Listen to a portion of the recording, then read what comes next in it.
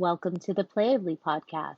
This episode is brought to you by PlayAbly Ads, where we turn your marketing into an interactive, game-based experience that engages customers and boosts conversions. And here's something special. Mention this podcast when you book a free demo on our website, and you'll get your first month free. Visit playably.ai to learn more and schedule your demo. Welcome to the PlayAbly podcast. Today we have Seema joining us, who is our head of UX and game design. Seema deals directly with customers, helps them figure out what games we're going to build for them or what other interactives we want to do. Welcome, Seema. Hello. Thanks for having me again. This is the most fun of my job. I'm glad. I was thinking about some corrections one of our clients suggested. And I think one of the things that's very hard about a lot of UX is that it's meant to be invisible. People think I could just change that button. They're always giving me UX tips that are against good UX practice because they read top to bottom on a website because it's their own brand. Almost every customer scrolls and only scans. And so they can't understand how to make it better because they don't know what's going on, really. But games, everybody plays games and everybody understands it. So the feedback they give and the ideas they have are both actionable and appropriate. I know everybody always says, I have an idea for a game, and then dives into whatever they're imagining. And we've heard everything all over the gamut. So how do you balance those initial ideas about what they want with what's going to work for their audience? So I think first, listen. I used to think this when I had very small children at home. They just need to share sometimes. People need to share. I think it's really important to listen and hear what they're saying. Sometimes it's not what they're saying, but what they're meaning to say. Sometimes it's this frustration. And a lot of times people don't realize why the sales aren't converting, but they do understand the frustration customers are having. So maybe they think the return rate is high because sizing is a problem. When the return rate might be high because you're not telling them how it should fit. It's not that the size is the problem, it's that they're expecting something different. And so when you listen to them and ask them some really good probing questions, you find out maybe the game should actually be not about what size you fit, but how it looks on a human body. Maybe you didn't know that it was supposed to be loose. This happens a lot with brands. It's supposed to run loose or tight, and they can't communicate that. Textually, that sounds weird, but visually it's clear. If I said it's supposed to be tight, but if I said it hugs the hips in a certain way, and I showed you a picture, that would make sense. It's definitely listening. It's also reminding them because once you give them the opening, they're going to go. So then you can also put things in a parking lot. That's a great idea. How about we solve this problem first, get really good buy-in, and then do the bigger problem? I think those are the two big things. A lot of times the client focuses on multiple problems. How do you choose which problem you want to focus on? I am a pragmatist by nature. So I think you should solve the problem that is either the easiest to solve or the most pressing. They're almost always the same one. Because your most pressing problem probably could be solved pretty easily. Sometimes the problem is people cannot see the difference between two colors. This is actually pretty common. I notice this in makeup and clothing brands. Most people are not very attuned to color. They return it because it was red, and then it turns out it's a red that's more cool or more warm. When you figure out the return rate is their biggest problem and you figure out the solution, it's almost always an easy solution. It's almost just saying, here's a find the difference game. Here's a color matching game. Both are very easy games. We have those mechanisms at our fingertips. That's usually my first step. The second step is to say, how about we solve this part of the problem and chunk it? Sometimes, especially for repeat customers, you can solve parts of the problem in a repeat way, which also solves a different problem you might not be thinking about, which is allegiance to your brand. How much does the mechanics of the game come into play with different audiences? Is it most audiences will play any game, or how do you figure that out? That's a great question. Experience is how we figure that out. We know better than to reinvent the wheel every time. If you think about transportation, some people need cars, some people need buses, some people walk. We're not trying to change their behaviors, but if they're most likely going to walk, we're going to solve them in the walking way. Sometimes people think this breaks down by age, but it actually breaks down by habit. Somebody who is a very casual shopper does not want an in-depth game. Somebody who is a shopper because they want to validate their knowledge. These are often high AOV products too. They want to be the person who gets the best. We work with a brand that does high-end speakers. Those people want to be validated in their knowledge. So their game is going to be more knowledge-based. It's about personas and UX and making sure that we understand the UX and then build a mechanism that builds on something they already love. What if the brand doesn't have personas yet? One of the great things about us is that we use data. I've done personas for many years, traditionally through user experience and research, but it takes a long time. Now that we work with big data, it speeds it up. Basically, within 2 weeks, we can chunk all your data, look at competitors' data, and build you personas. Are you seeing any trends in types of games people are requesting or the ones that are the most popular? Yeah, I think what's funny is people are requesting one kind of game, and then when they play our arcade games, they're playing a different one. So one of the big trends is forgetting that your customers aren't you. A lot of people want these very in-depth games because they want their customers to go deep in their brand immediately. But when they start playing games, they see they want these casual games themselves and that their customers enjoy the casual games. I think people, once the window is open to them, see they can have an ecosystem of games, which is what we advocate. More than one game, doing it differently, doing them for product launches. People love the casual games because they're foolproof, right? Like Plinko, pinball, matching, Candy Crush, anybody can. Sometimes I find myself testing the games for way longer than I should be. Every time I do a meeting, I keep playing while I'm talking. I can't stop myself. Once we get that leaderboard, I'm sure it'll be at the top of it. Our founder, John, is always like, how did you figure that one out? And I was like, I don't know. Built games for more than 2 decades. Really complicated board games, like role-playing games. I wouldn't say that I am a natural at playing video games. I don't always win our games, even though I can make a game that people want to win. That's what I've done for a living. I come out of design and visuals, not out of the gameplay. It is very funny that I even have one that I'm good at. So it always cracks me up. I think the other thing you just said is really important. All of the games draw a different kind of person. For me, being on the leaderboard, I could care less. For some people, it is about competition. And for some people, it's like that one because it's actually about patterns. And for some people, pattern recognition is really important. Like we have a game about our favorite stuffed animal eating apples. And that's fun for some people. Brands should understand all of these people shop with them. Can you share a specific example when customer input significantly shaped the direction of their interactive?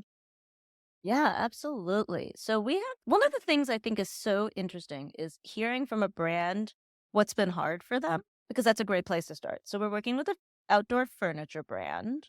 And I admit I haven't purchased a lot of outdoor furniture. So we always work with these new brands. They're not problems I've had to solve, which I love, right? Because we love hearing about new problems. One of their problems is when you buy outdoor furniture online, people misunderstand scale, which I would do that for sure. Or order the wrong size of something. That's right. They said it happens all the time. It's human. And the other thing that I said to them, because once they explain the problem, I try to understand the problem even before we do persona research. My problem is when you say something is this size by this size, I don't know what that means. You see the numbers and you're like, what does that mean? So we talked through this problem. And originally they wanted, does this furniture match with this furniture? So like rattan, and then you see glass, and they wanted like a matching game. Certainly that could be the next level, but people just don't even know if it fits. They said, yes, that is a preferred problem. So we created a game balance between both elements.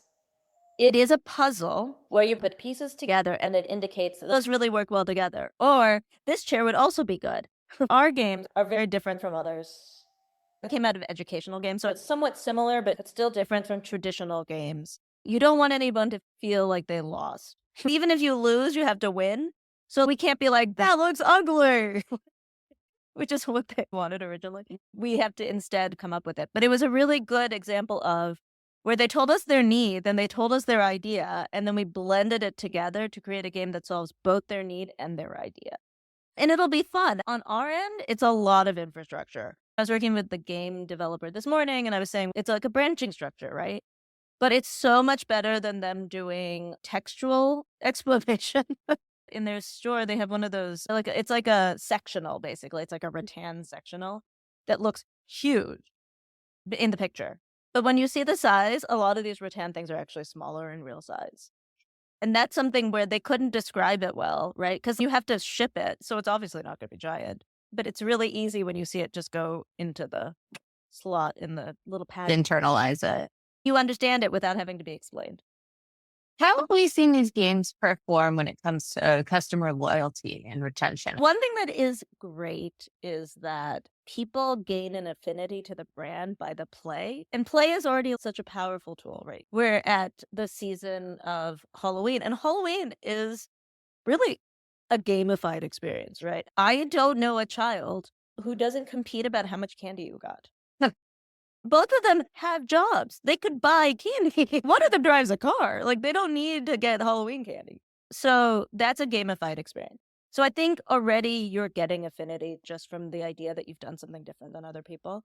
But the other thing I think that this really does is, particularly like our advent calendar, is that it brings you back over and over. And then also with even like our Playco game, which is just the dropping like Plinko, when you're changing it up, you're giving them this positive feedback loop that they've checked in again. Mm. Right. And so I think that a lot of brands right now, with the economy how it is, it's up and down. We don't know what's going to go on. They have to seem different and they have to seem like they care more. Mm. And I think the final thing is like our this or that game, for example. Many of our games actually have personas in them and they invite you to make choices. Like you can choose your character to go on the maze, something a lot of brands aren't giving you. Choice. Even though you get to pick your products, they don't really care what you pick. Any signal that you're listening to them is huge. And rewarding for interacting more, being able to offer a more personalized experience. I get how that would be attractive.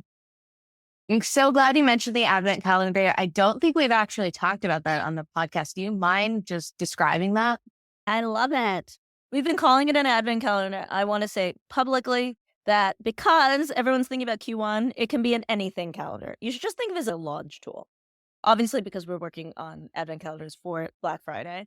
That's why we've been calling it the advent calendar. One of those things we all know inherently from childhood is counting down the days. How many days till spring break? How many days till summer? How many days till Christmas? Whatever faith you come from, you have ticked down the days for something.